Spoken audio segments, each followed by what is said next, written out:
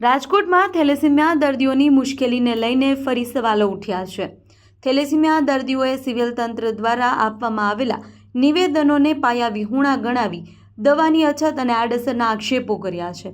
દર્દીઓના જણાવ્યા મુજબ દીપ ફાર્માની દવાઓ લીધા બાદ કેટલાક બાળકોને ઉલટી અને એસિડિટીની તકલીફ થઈ રહી છે।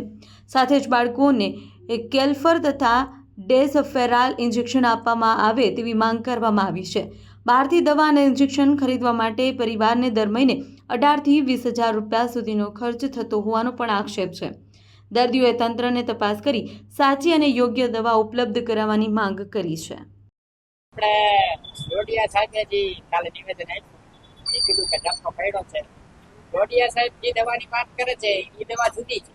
આપણે જે રજૂઆત કરી ને જે ઇન્જેક્શનની રજૂઆત કરી, ઇન્જેક્શન તો છેલ્લા 3-4 વર્ષથી છે જ ને કેલ્ફર દવા બી આપણે કેલ્ફરની રજૂઆત કરી હતી એ દવા છેલ્લા 6 મહિના થયા નથી।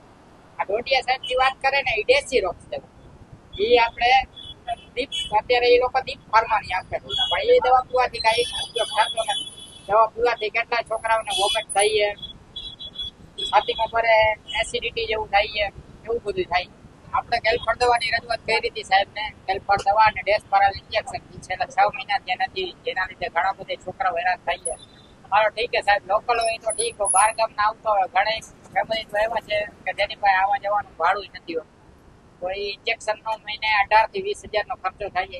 મધ્યમ વર્ગના પરિવારો ક્યાંથી ભોગવે?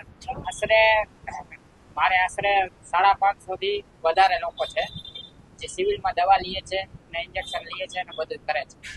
પરંતુ હું ડોડિયા સાહેબનો રિસ્પેક્ટ કરું છું, આદર કરું છું, એમના હોદ્દાનો સન્માન કરું છું। એમને કહું છું સાહેબ બધું જાણી લ્યો, તપાસી લ્યો, પછી કોઈ નિવેદન આપો। આપણે મેડમને અવારનવાર રજૂઆત કરી હતી પણ મેડમ એકાઈ વખતે ભેગા થયા નથી ને ડોડિયા સાહેબે નિવેદન આપ્યું। અને ડોડિયા સાહેબ જે છે એ આંખના ડૉક્ટર છે। આંખના ડૉક્ટર સાહેબ પણ થેલેસેમિયા છે, તમે થોડુંક જાણી લો, કોણીય ગોળ ચોંટાડવાની વાત કરું।